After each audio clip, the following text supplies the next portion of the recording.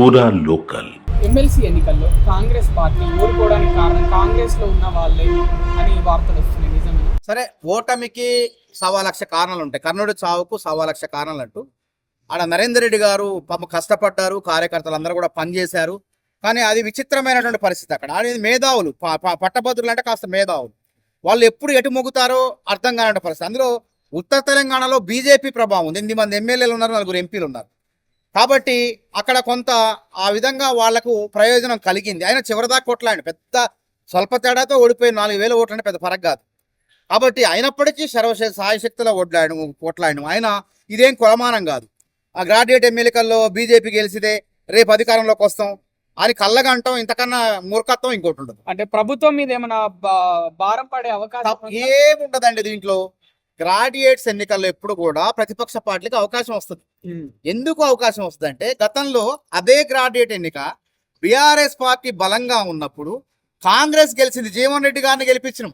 ప్రజలందరూ కూడా, గ్రాడ్యుయేట్లందరూ కూడా జీవన్ రెడ్డి లాంటి వ్యక్తి కౌన్సిల్లో ఉంటే మా గురించి మాట్లాడతారని గెలిపించారు. కాబట్టి అప్పుడు మేము గెలిచినాం. మా తర్వాత అధికారంలోకి వచ్చినాం. 18లో రాలేదే. 18లో కూడా రావాలి కదా. మరి జీవన్ రెడ్డి ఒక్కడి గెలవగానే తర్వాత రావాలి కదా, రాలేదు. మళ్ళీ బీఆర్ఎస్ అధికారంలోకి వచ్చింది. అట్లాంటి అక్కడ దాకా ఎందుకు, 2014 నుంచి 21 దాకా హైదరాబాదు, రంగారెడ్డి, మహబూబ్నగర్ ఎమ్మెల్సీ ఎవరున్నారు? బీజేపీ గెలిచింది అక్కడ. రామచంద్రరావు గారు, ఎమ్మెల్సీ రామచంద్రరావు. మరి ఆయన 14 నుంచి 21 దాకా ఉంటే మరి 18లో ఎన్నికలు జరిగితే బీజేపీ వచ్చిందా? అడ్రస్ ఉందా? 14 నుంచి 18 వరకు బీజేపీకి 5 ఎమ్మెల్యేలు ఉన్నారు. 18లో ఒకే ఒక ఎమ్మెల్యే మిగిలిపోయింది. కాబట్టి ఈ కొలమానం కాదు. ఈ ఎన్నికలు చూసుకొని మురిసిపోతే ఇది బలుపు కాదు, వాపు. ఈ ఎమ్మెల్సీలో గెలవటం అనేది నిజమైన ఎన్నిక. కొలమానం ఎప్పుడు ఉంటుంది అంటే, క్షేత్రస్థాయిలో ఎన్నికలు జరుగుతాయి, స్థానిక సమస్యల ఎన్నికలు జరుగుతాయి. జెడ్పీటీసీలు 12,700 గ్రామ పంచాయతీలు ఉన్నాయి.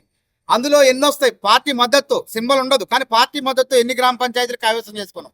అందులో ఎవరు ఎక్కువ కైవసం చేసుకుంటే వాళ్ళ పార్టీ రేపు ఆధిక్యంలో ఉన్నట్టు. అదేవిధంగా జెడ్పీటీసీలు 512 ఎంతో ఉన్నాయి. వాటిలో ఎవరికి ఎక్కువ వస్తాయి అవి. అంతేగాని వాటిలో గెలిచి చూపేయండి, మీ యొక్క స్థాయి ఏందో అర్థమైపోద్ది.